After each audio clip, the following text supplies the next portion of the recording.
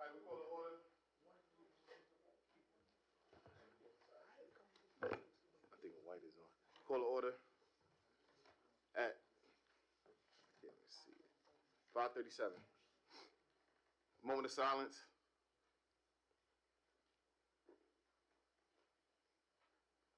Thank you. Roll call. Thank you. President James Crawford. Present. Vice President Shamika Brown. Trustee Shirley Baker. Trustee Kathy Corbin. I see her on the live. And Trustee Felice Holder.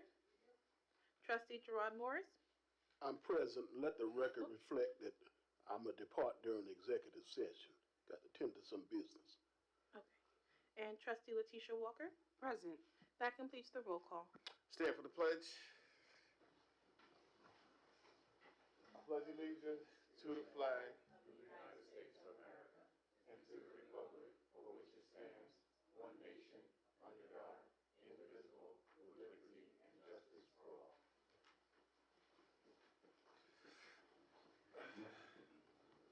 Motion to adopt tonight's agenda. Walker first. Is there a second? Baker second. Any questions, comments, concerns? Yes. Yes, sir. I have a question regarding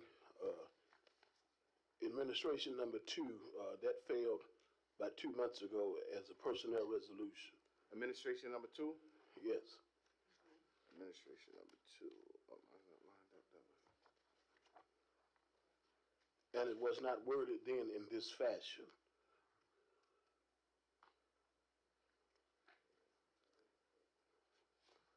What would you like to do? Remove it from tonight's agenda? Well, my first question would be, why is it coming under administration rather than personnel?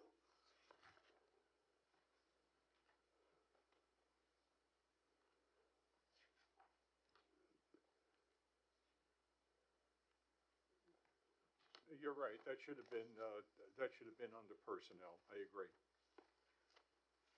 And then I have no problem with the subsequent resolution. However, that should be under personnel as well.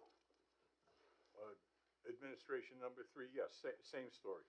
That should have been put under personnel. Yes. If we could do that, be appreciated. Thank you for picking that up. Thank you. Now back to administration resolution number 2. I'd like to see it pulled. Administration number 2. Number 2? Yes. Pulled for discussion or just pulled, period? Indefinitely.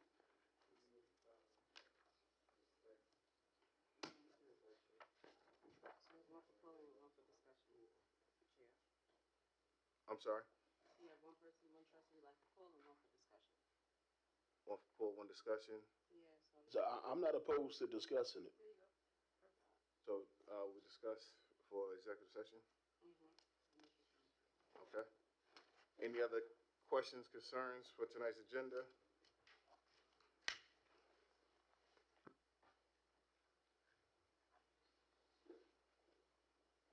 Is there a question? Is there anything new that was added on after or in a different place than last week's agenda or 2 weeks ago agenda?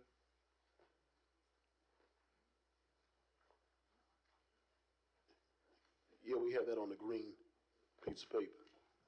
Say it again? Yes, that's on a green piece of paper that's in our binder. Number 10 and number 13 were added, the green inserts. That was in there, right there.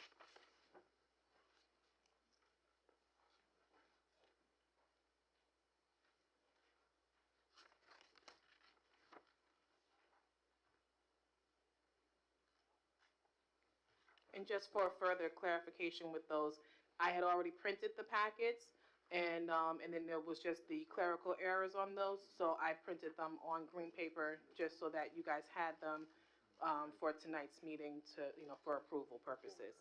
But it is updated in board docs as well.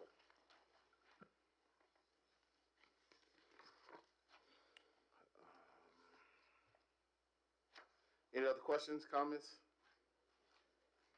concerns about tonight's agenda? Those in favor? Opposed? Abstaining? 600. I'm sorry. I read on the mission statement. Passion for learning and educating all students to achieve their full potential. Ladies and gentlemen, thank you for coming out tonight. Those that are here in person and online to tonight's meeting and foregoing tonight's beautiful weather. Thanks for coming out. I'll turn it over, executive session. Motions for executive session for the purpose of legal counsel, employment, and I'm missing one more thing. Those three items. Legal advice, yes. Morris. Morris first, Walker second. Questions? Those in favor, those opposed, those abstaining. We're in executive session at 5:42.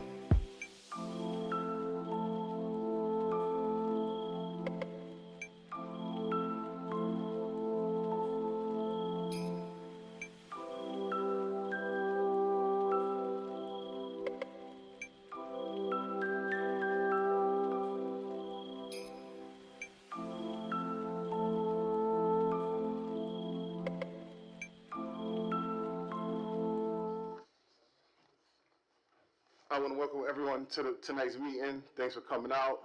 I know we have a presentation for our young men, and I want to say on behalf of the board, this entire season, y'all did us proud. Y'all did us very proud.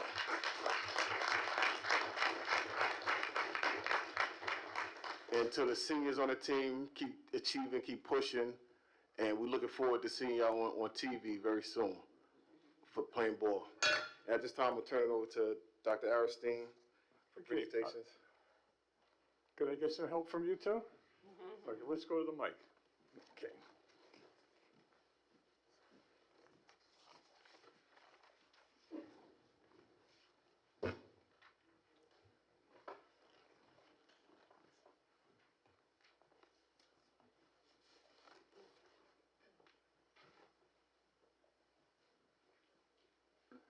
Hey, everybody, how you doing? Good. Looks like a great bunch of guys here. Congratulations. People are very, very proud of you in terms of what you accomplished. And in our small way, we'd like to give you a little something. Put it away someplace and take a look at it every once in a while. You get to be my age, you'll take a look at it and you'll say, wow, I did that. Okay. That's the best part of it, is taking a look at this stuff. It's like putting it in a time capsule. All right, put it away in a nice, safe place, and someday you'll go back and you'll look at it, and it'll bring back all kinds of wonderful memories. You know, it's great to play sports. It's great to win. It's great to be competitive. It's great when people in your community turn out and celebrate you. But I think you would agree with me that the best part of the experience, the teammates, to be together, to depend upon one another, the ability to, you know, even when you lose, you got the support of your teammates. You're going to remember one another for the rest of your lives. You remember the season. So we wish you really, really well. It's heartfelt. You guys are winners. You should be very, very proud of yourself.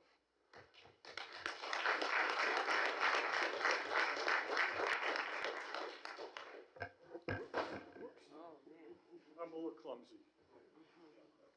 All right. So this is how we're going to do it. Okay?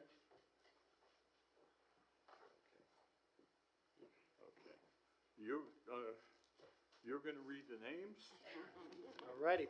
And this is the way we do it, okay? All right? We shake with the right and we give with the left, okay? Get used to that. You shake with the right and you take it with the left. So wait for your name, come up, okay?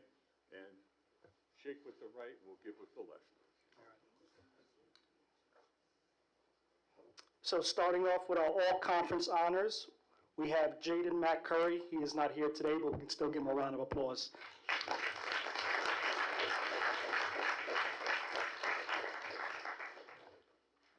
Joshua Premsey. He is not here today. We can give him a round of applause as well.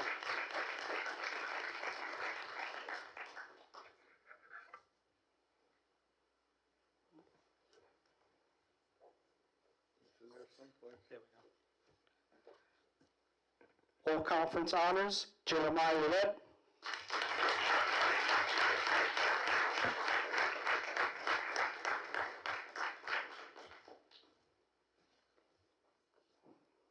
For our all-league honors, Jaden Matt Curry. Tyree Pinnock.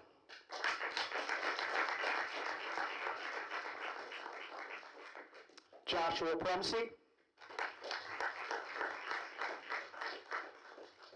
Jeremiah Willett.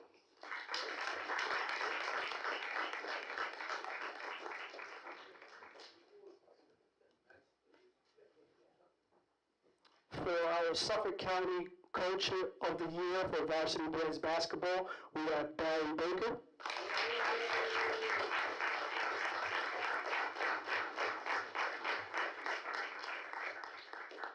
Our Coach of the Year for junior varsity boys basketball, Crystal Holt.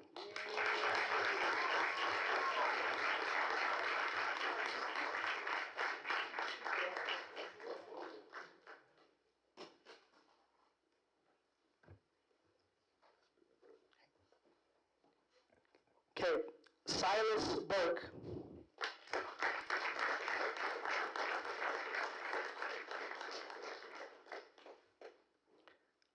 Tyler Evans.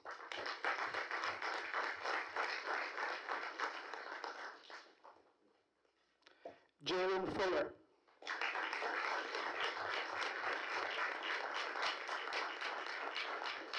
And I just want to mention that Jalen Fuller received all county, all academic for his expertise inside the classroom. Congratulations. Christian Jean Charles.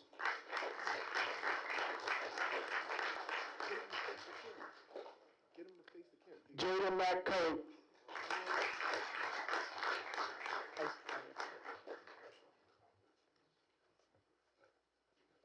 Just real quick, we want to make sure we're going to post the pictures so we keep it in the back of their head. So if y'all can get them to face the camera, so when they come up,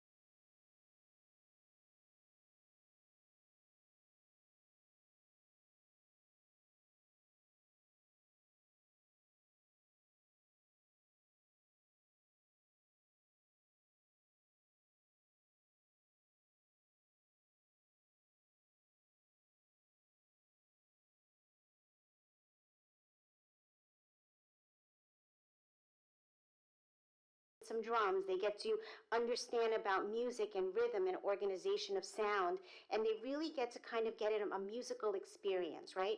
Because as Dr. Jordan talked about AI, and we in our district are really making a push to use AI in a manner that's successful for our children, AI is not just about the computer and the engineering piece. Who are the ones creating the language that pops up once you hit that arrow button? Literacy and reading and writing are still very, very much a part of AI. So not only are we trying to educate our children in the engineering field or the coding, but we also have to continue to educate our children in reading, writing, and in literacy to make AI work. So music allows for that to happen because you get to think outside of the box. You get to play, you get to experiment and make a weird sound, but that's okay because you could fix it and try something different. And it's those skills that they need in their academic subjects to be able to make that connection. So we're really proud of our band program that we are building. We are proud of our chorus program and our general music program to allow music to be a part of our children's lives to help their souls, but to help them with their schooling and their future. So thank you. And to the quickly, Well, and to the thank Board you of so much. Education and to the educators, what does that look like in the building? Well, what it looks like is, let's say we have 3 classes. Each one of those classes, 3 classes, period 3. We've done, Ms. Clinton, the music teachers, where we now are getting the tallies, Mr. Wilson. We have the tallies for how many students want what programs. So what it will look like is oh, you better knock it off. We gave you those tallies. So we have a class. So we now know that a third of the class, roughly, starting in 6th grade, they will go to instrumental music. And hopefully that will be that, let's use the term major. So they will follow that. So they will have that all the way to 8th grade. Then we have the chorus. And they will follow that until 8th grade. And then we have that group of kids like me, general music, who, while she thinks she can sing, she cannot, nor should she. And the instruments, I just didn't learn it. But I can still learn about music. I can learn how music make me feel how I can learn about how music emotes and how it can change my behavior. It can make me a better person. That's where we could use some help from PPS and student support services. So what it looks like is we have one classroom full of kids who have a pathway. I also find that in our underserved communities, black and brown communities, sometimes we overregulate our students because we have to keep them safe. We overregulate our children, so we take away the opportunity for choice. Danielson, too, says that children should have voice. Danielson is what we use when we're observing. We take away our kids' opportunities for choice. You have to take English class. You have to take math. You have to take social studies. You have to take science. But why not give them a choice? Why not give them a chance to decide what they would like to do with their future? So along with music comes art. So we are hoping in building our music and our art program. So at least at some point during the day, the kids have an opportunity to speak for themselves and say what they would like to do for themselves. Just like in our lives, we have to come to work, but we can decide what we do after work, honestly. So that's what we're trying to build for our kids. So if you have any questions, please feel free. If not, we welcome you next year this time to our building to hear our music program. And if you come to the April board meeting, which will be held at MLO, you'll get a taste of this music. So thank you so much. Thank you so much. Another in our sampler of all of the new programs that we're rolling out for next year. We've been doing them at board meetings, and these were 2 of the programs. And we've got about 10 new programs we're rolling out for next year. And with that, I'm going to be doing a budget presentation in terms of expenditures. We have to make the budget balance, and I'm going to show you how we're going to do it. So give me about a minute or so to distribute, and then I'll make a presentation. Hold on.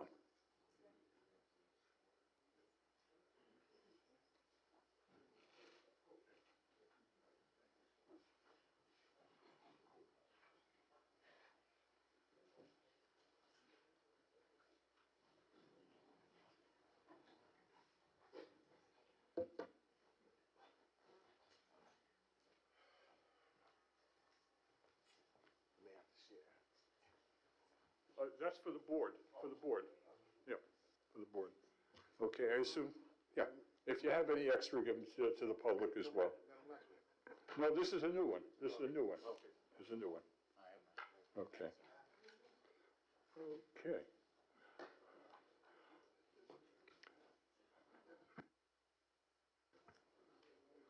Right. So, these are recommended expenditures. Last week, I did a first presentation. That was our first draft.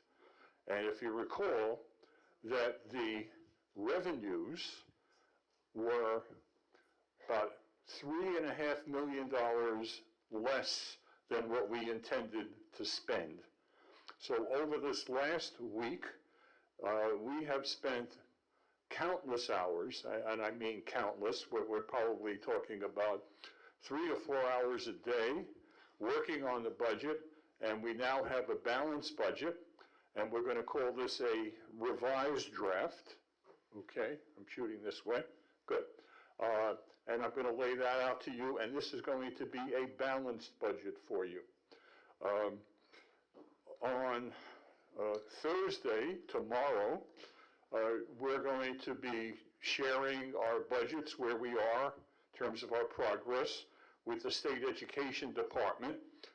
You know that we have had a fiscal monitor in Wyandanch for the last 5 years, Mr. Chase, who's here tonight, and he reports to Albany at the State Education Department. He's been doing a fantastic job in Wyandanch. Financially, at this point, we are in very good shape, and we hope to continue that as long as we can. And so we're going to be doing a report to the State Education Department on Thursday. And then on Friday, we're doing a very similar report to the State Controller. Next, we're going to do a final presentation of the budget at our April 9th board meeting. And then on April, we'll make some revisions based upon whatever the board wants to do. It's their budget, okay? Our job is to put it together. That's essentially Mr. Chase. And then the board owns the budget. It's their budget, and they can make any changes that they want to make. And that would happen on April 22nd. And then finally, the public will have an opportunity, and we'll have a meeting with the public in terms of the final board presentation, and that will be on May 13th. And then on May 20th is the vote on the budget and also on the new trustees. So that's kind of a, rolling out of the calendar. These are the goals that we're looking to establish.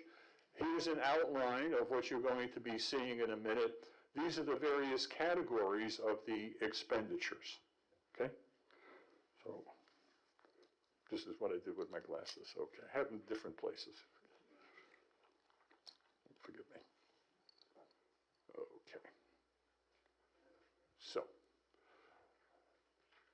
the biggest item in a budget are the salaries. The board is given a line-by-line breakout of the entire budget. I'm giving you various categories, right? So last year, you're looking at about 39, I'm rounding, about $39 million, that's $1 million in salaries. Our first draft came in at 42.6 million. Over the week, we revised it, trying to cut $3.5 million, and we raised it by $8. Okay, that's because we had estimates, we had projections that the first budget was based upon, and through the brilliance of Mr. Wilson, our projections were absolutely perfect. So we were not able to pick up any money in terms of that $3.5 million. But the story gets better. Our employee benefits, that's also a push. You see last week, 21.9 This week, 21.9. Didn't vary hardly anything. BOCE shared service. We went over every single line, and there were probably about, I would say, at least 50 different categories in terms of BOCE's programs, many of which we subscribe to. And we were able to cut, in this case, about $700,000 in terms of the budget. So we got a little bit closer to our goal. Tuition payments. The vast part of our tuition payments goes to the charter school. So we took out our pencils and we sharpened them, and we made projections with regard to how many additional students would be going to the charter school. We get state aid back for a few years, and as you see, we were able to save, based upon a real calculation, of about $1 million less in terms of tuition. That was a nice bump in terms of saving money, okay? Transportation, absolutely a push, no difference there. Inter-transfer funds, and that's a push as well, and that's moving money that we already have in our accounts from one fund to another, and so no money picked up in terms of inter-transfer. With regard to debt service, no change again, and debt service is about 4 or 5 years ago, the district took out a loan, and we're paying the loan back over, I think it's a 10-year period of time, and of course you have to pay interest, you have to pay debt on the loan. It's like taking out a home improvement loan, you pay interest on it, and that's the amount of money interest in terms of that loan. Professional services, and as you see, that came in slightly higher. These are the professional services, for instance, our legal services, and the auditor and various other services that the district requires. Custodial and maintenance, we were able to this is a push as well, same amount of money. In terms of utilities, we were able to save a little bit less than $100,000, from 927, let's say, to 8. And this is gas, electric, fuel oil. We've got all of these schools to run. Those are our utility bills. School liability, and that's insurance with regard to any accidents, any kind of mishaps that might occur. We have a insurance policy. That's a push. Other expenses, you see that we were able to save $2 million with regard to other expenses, and I'm going to ask that if Mr. Chase could explain what other expenses are and how we were able to trim that by $2 million. Other expenses. Mr. Chase? I'm not sure what category we're talking about. Okay. We'll go to Mr. Wilson. Okay, Mr. Wilson. Okay. I threw you a curveball, didn't I? Yes, you did. Okay, maybe a knuckleball. Okay. The biggest reason for the reduction in the other category is the reduction in what we allocated for the school buildings for their office supplies, materials, and equipment. It was originally 2.2 million, and it was reduced by 50%. These are the monies that go to the principals, basically, to spend in a whole variety of ways, particularly in terms of materials and equipment.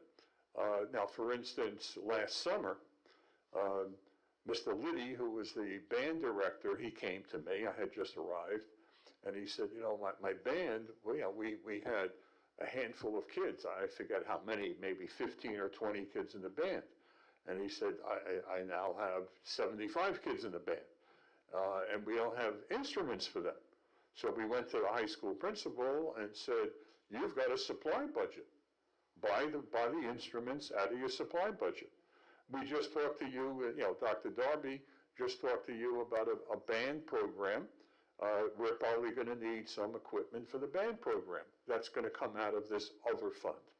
In other words, we were able to take a look at those funds, and we were able to save over $2 million in terms of cutting that. So what does this all result in? Summary, okay, our total revenues, and I believe about 89% of the money that comes into the district comes from the state.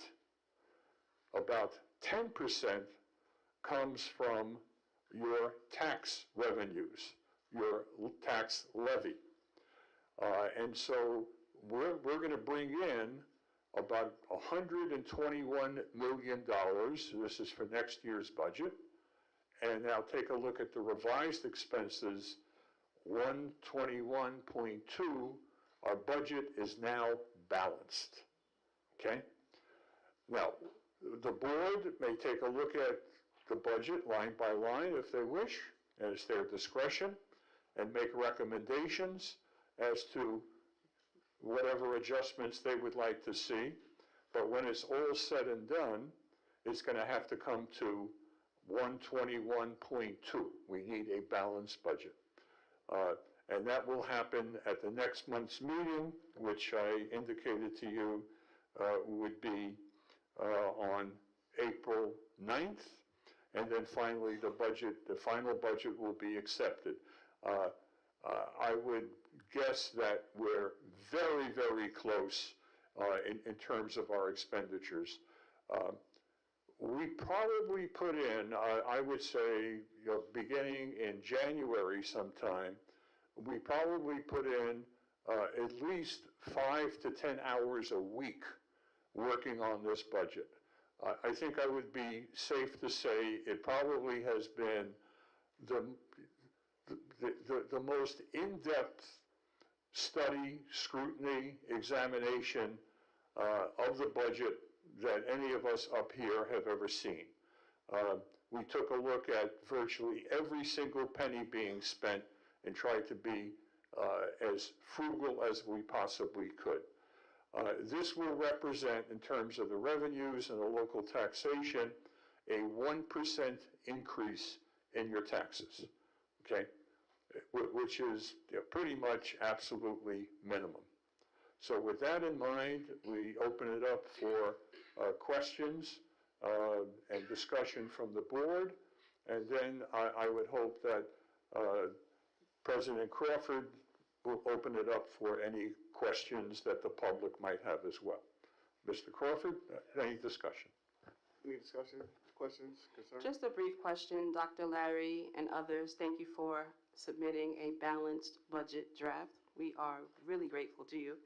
When you talk about the other category and you talk about schools looking at materials, equipment, and all those necessary things, how do we all come up with a budget for each school? And particularly, what does that budget number look like for each school? Okay, a great question.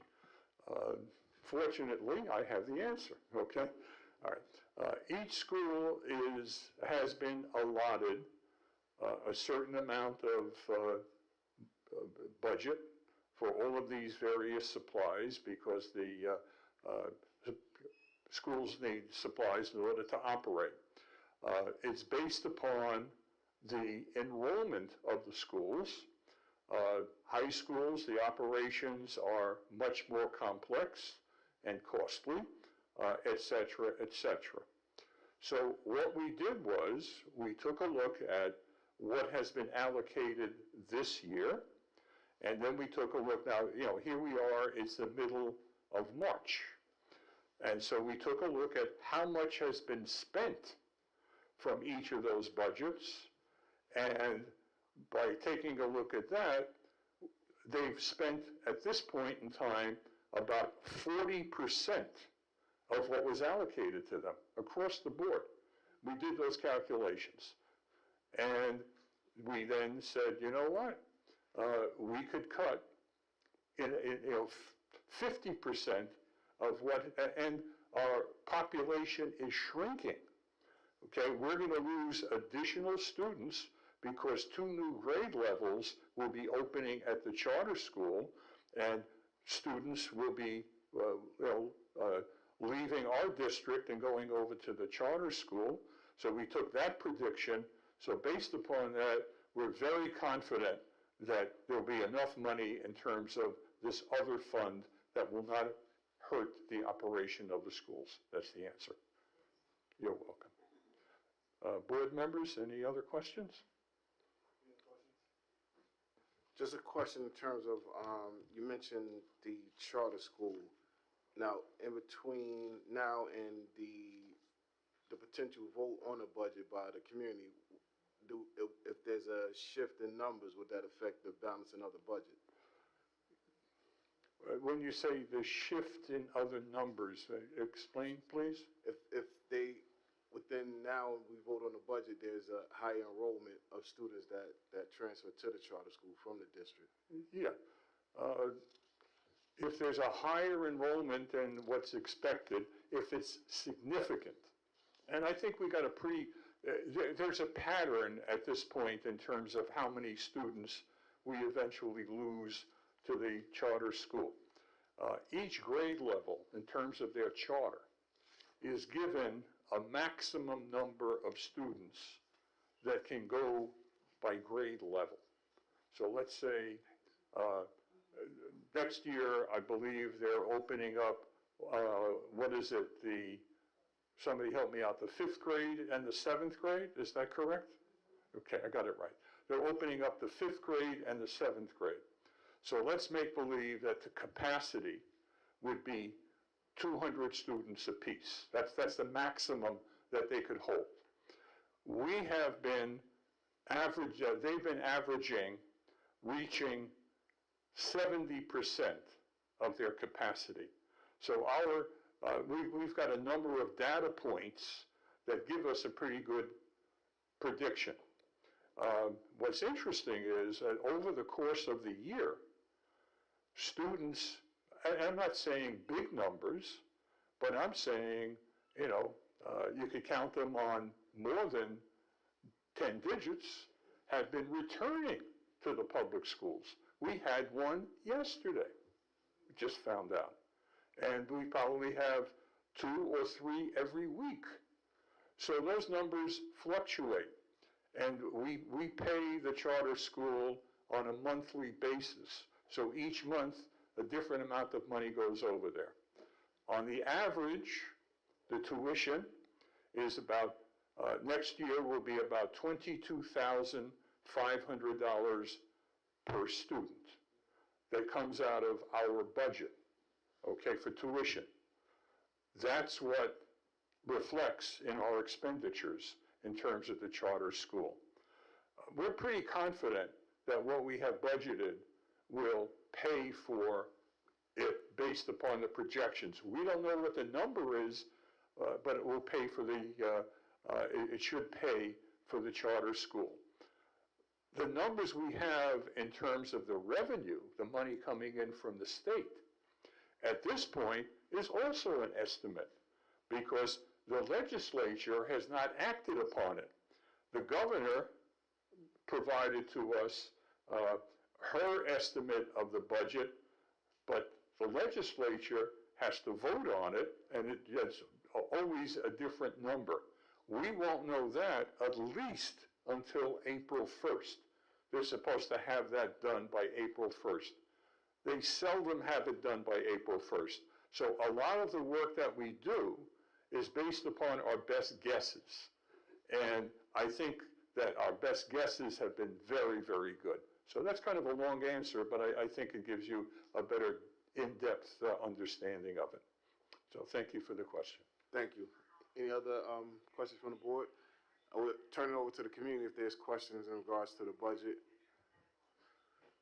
Yes, sir, I'm sorry. Yeah, I'd just like to add a few comments just in general about the budget process. I have to say that this was probably, I've been doing this well over 30 years.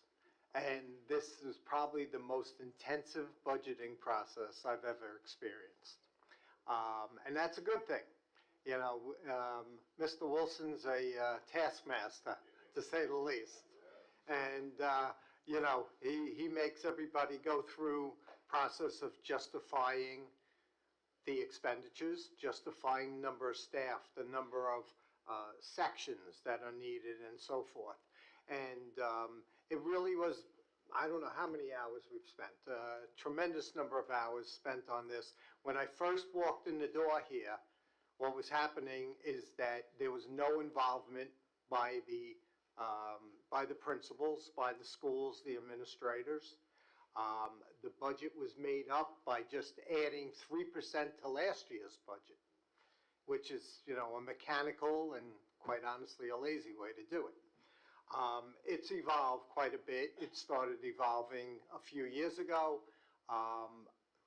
re-involving the administrators from the, you know, in the buildings. Because, you know, I understand, and I had this conversation with Mr. Wilson earlier today, when you don't have money and you as a principal ask for something, you know, it's nice that you ask and it's a good idea and what have you, but ultimately the administration cannot fund it. The administrators then gradually disengage.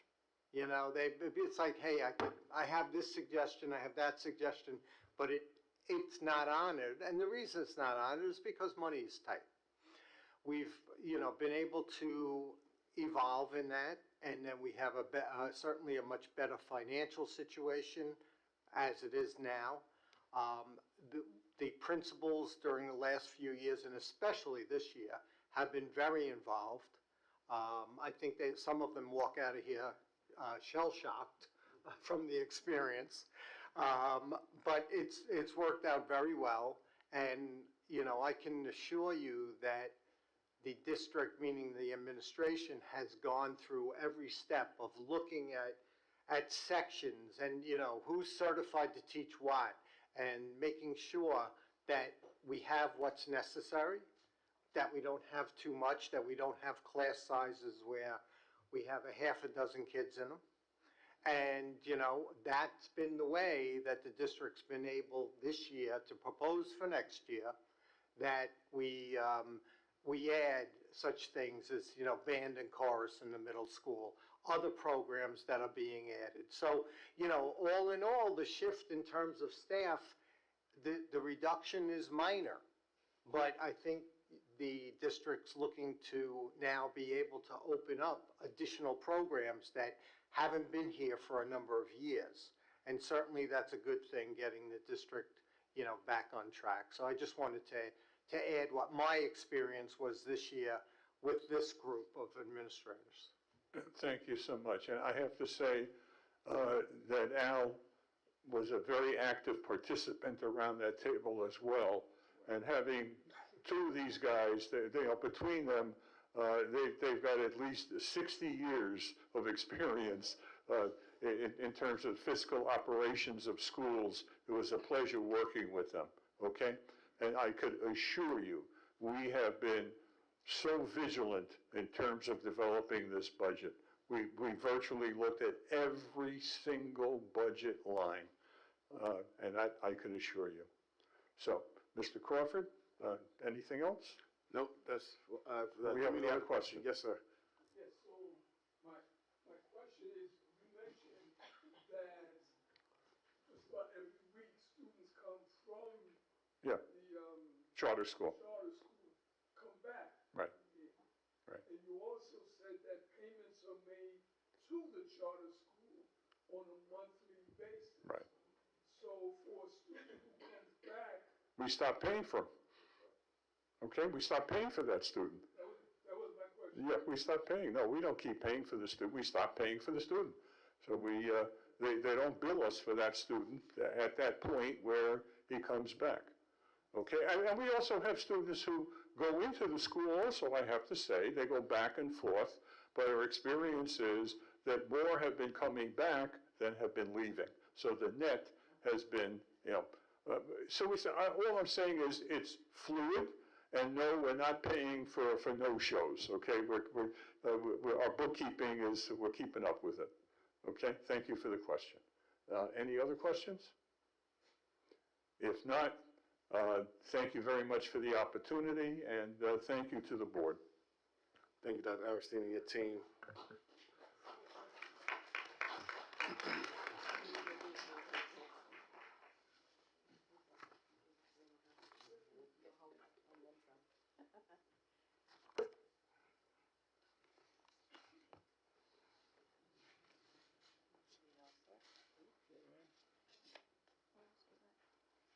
That's it. So we do resolutions. We'll do resolutions first.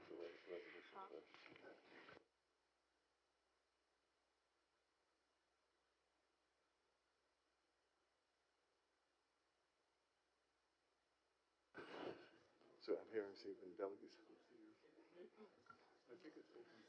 Okay, we're going to start the hearing and receiving of the delegates.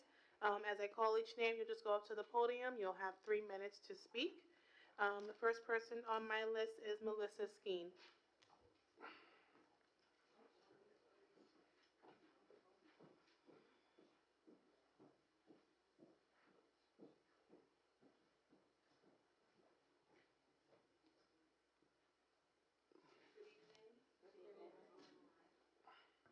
Good evening.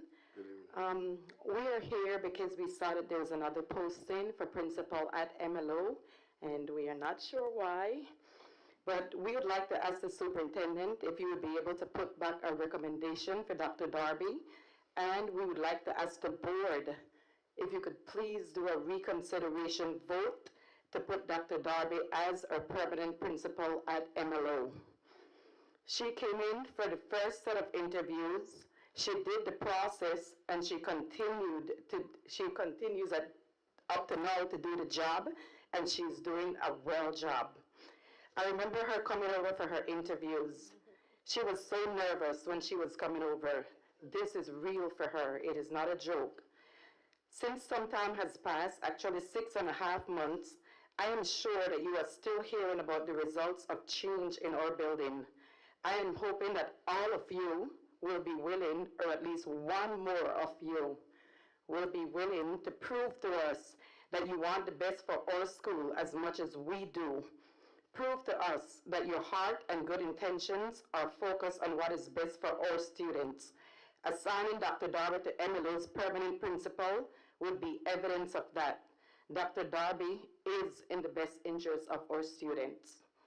I would like to give just some daily personal highlights to what I have seen since working under the leadership of Dr. Darby and her admin team.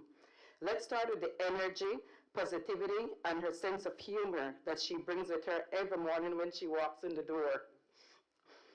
She immediately sets the tone for a good, positive day. Dr. Darby just got there and knows almost every student by name. A lot of them have their own secret handshake or code with her, and she took the time to learn to accommodate them and to meet them at their level. She can look at a kid in the morning and know that something is off and pull them aside to find out if everything is okay. I have kids coming to see her, and when I ask them if I can help them, they said no, they want Dr. Darby. I go to her, and as soon as I give her a name, I could call a bunch, but I won't. She smiles and says, let them in. They are just here to get their daily snacks that she keeps in her room just to accommodate them. And lo and behold, she is right. Kids come to her and say, how come you gave so-and-so a hug and I didn't get one? Can I have a hug too? And she gives them their hug like a mommy. She can stand there and tell me exactly what a kid will say when they walk in the office before they even say it. And she is right, because she takes the time out to get to know her kids and her staff. Dr. Darby is in the hallway at every bell, so her kids know her. They have a relationship with her. They form a bond with her. We have staff members that were out more than they were in last year, and now they have perfect attendance because they say that they want to come to work now.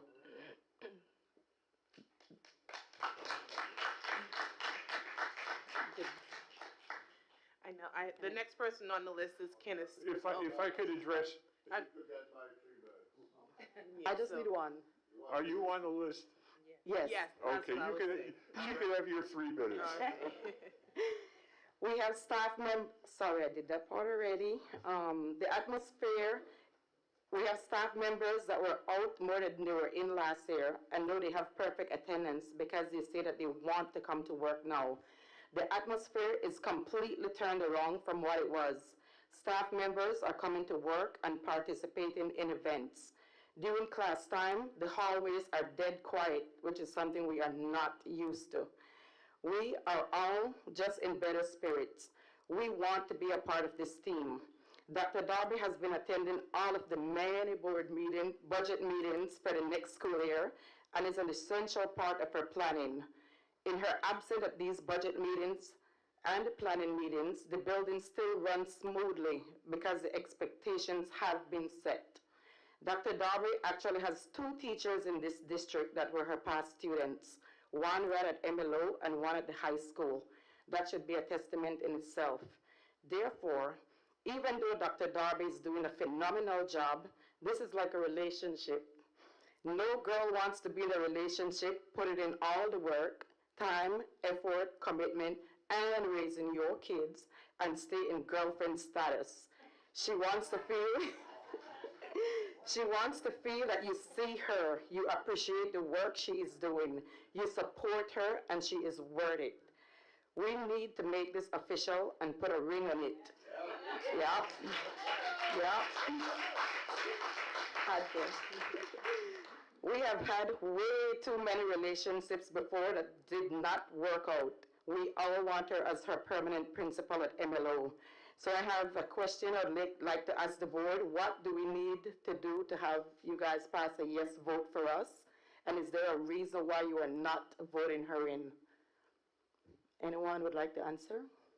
No, I will do the best I can. I don't know if you'll be totally satisfied with my answer, but let me just say professionally, as somebody who visits your school and has seen what has gone on, I could testify, give testimony that what you've said here tonight is valid.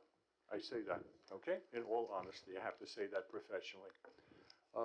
I've discussed the position with the board, and what we simply want to do is to give other folks a chance, an opportunity to apply. My expectation is, my hope is, my prayer is that Dr. Darby will apply, and it will give her full consideration. They just want to take a look at and give opportunity to anyone else internally, particularly, and externally, just to take a second look. We will go through the process as quickly as possible, and my hope is that it'll come to a very satisfactory conclusion. That's the best I could tell you, okay?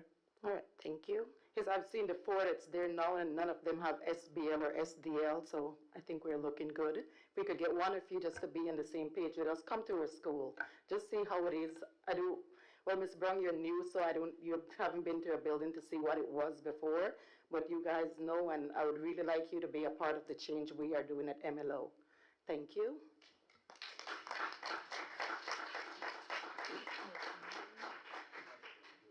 All right, next on my list is Myra. Okay, sorry, Myra.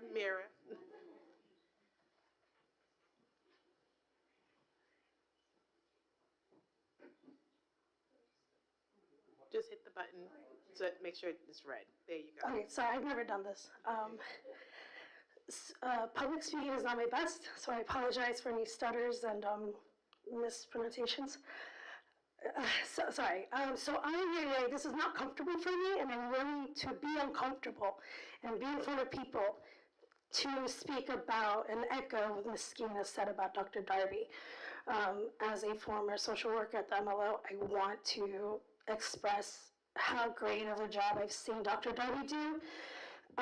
She through her leadership and her presence alone, she has been able to make a significant impact, and I mean significant, from what I seen last year to this year.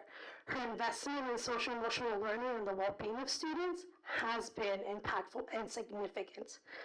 I also do want to express, I also want to express that when there are crises involved, and I go to Dr. Darby just to make sure, not just validation, but ensuring that are we making the right steps. She's willing to listen to my ideas, she's willing to collaborate, and she does what's best for the students. I believe that we are all here for our students, and I think the best choice for the well-being of our students is to have Dr. Darby as a principal for MLO. It's my understanding there's been a lot of changes with administration, and change is difficult, and it's not the best for our students. They need consistency. As a social worker, as a person, as someone in education, consistency is needed, and this is the most consistency we've had, and the students feel it. And I can't echo it anymore, but I really hope the board considers having Dr. Darby as a permanent, so let's say principal for MLO. And I think we can all agree that what's best for the students is having someone like Dr. Darby at MLO. Thank you.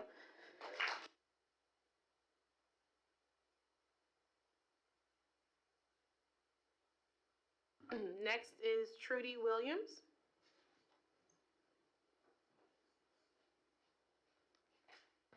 Hello, everyone.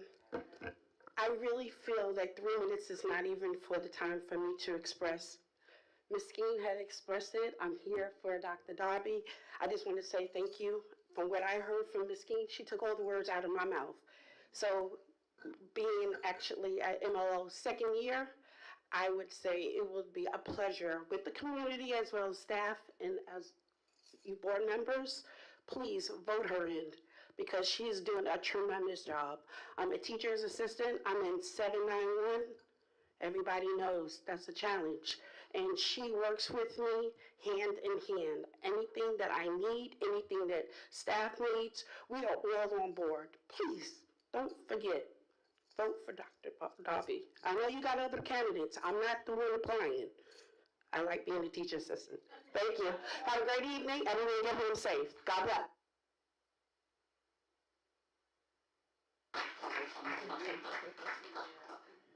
Next is Michaela Ajamani. Thank you. All right, good evening, everyone. Fellow board members, administration, community members, my fellow staff at MLO. My name is Michaela Ajaman. I am the MLO art teacher. Pleasure to be here and to speak on behalf of MLO and for Dr. Darby. I didn't prepare an amazing speech like Ms. Skeen, but I'm here to just kind of piggyback off what she said. Like I mentioned, I've been in the district now for 7 years, and by far this year has been the best that I've had, and it's really due to Dr. Darby. Yes.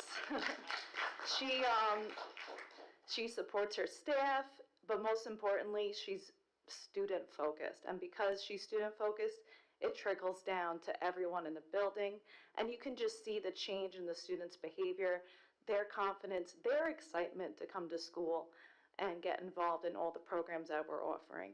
I'm especially excited because I love the arts, especially I know we talked about music tonight, and we have big plans for the visual arts as well, and I really just want to see that continue and to have us thrive at MLO.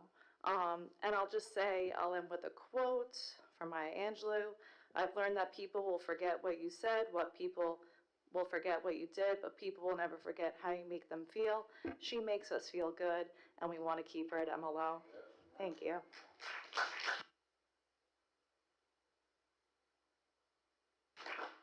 And last on my list is Madeline Quintine McConey.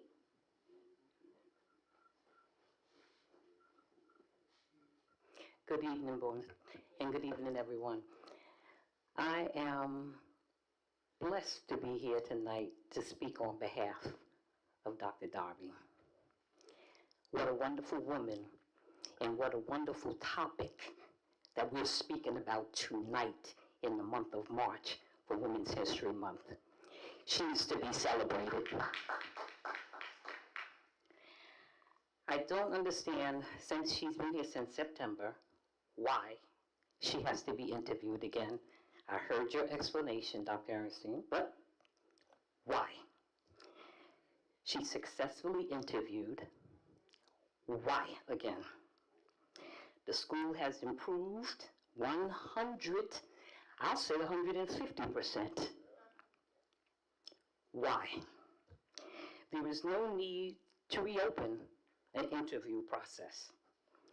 You have the right person right now. I've seen too many of our black women, and I'm going to go there.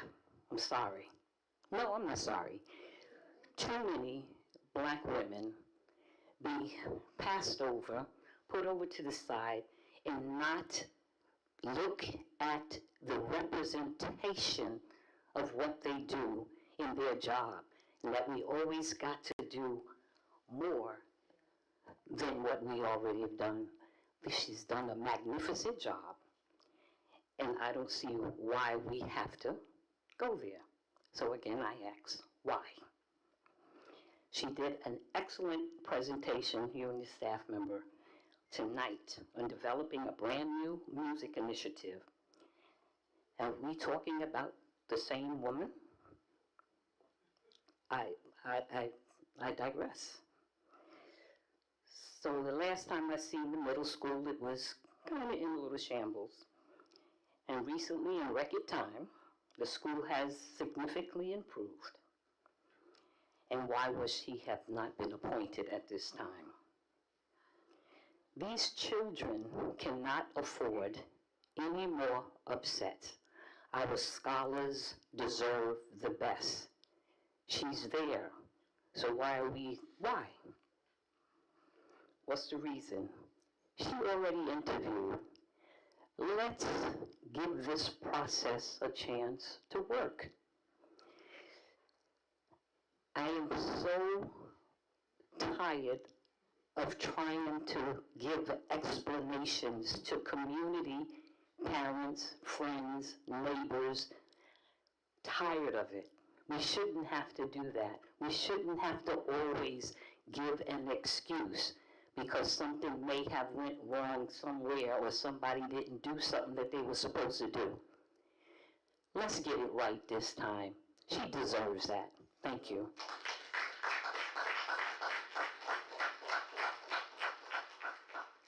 That completes the list for tonight.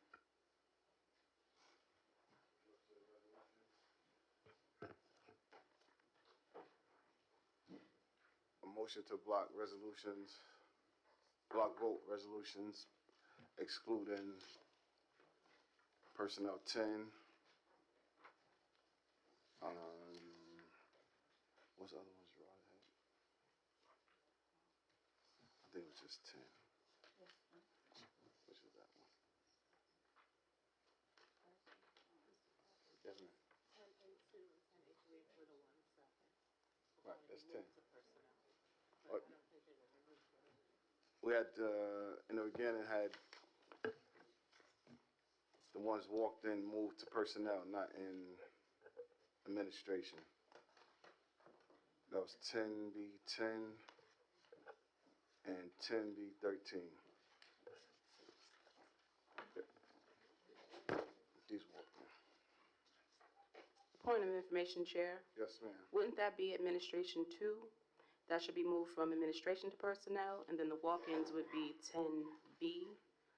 Right, the administration 2 and 3 were moved to personnel. Correct. 10B1. Yeah, it was no, I got the wrong, I took them out already. Yeah, the walk-ins were moved to administration 3, and administration 2 were moved to personnel. Walker. Walker. Holder, second. Any questions? Are we clear? Administration 2 and 3 is moved to personnel, and personnel 10B10 is pulled. Got it? Well, the first and second by Ms. Walker, second by Ms. Holder. Any questions, comments, concerns? All in favor, opposed, abstaining? We have 5-0-0. Now for the actual vote. Walker? Walker, second. Holder, second. Any questions? I just have a question on business. What is this one? No, I'm sorry, support operations, number 2. Just why the increase from, To assist us with the additional AI professional development that we need. okay, just making sure it's clear for the record. Any other questions? Yeah, President Crawford, just for clarity, 10B10, is pulled for discussion or just pulled in general? I think it's pulled for, I think Mr. Morris had questions on it too. Okay, So it's pulled for until further notice. okay. Or tabled, I should say, sorry. Tabled. Sorry. Tabled. Any other questions, comments, concerns? Those in favor? Let's move to, this is moved to, personnel. Got it. Those in favor, those opposed, those abstaining, 5-0-0. Any other questions, comments? Motion for adjournment. Walker first.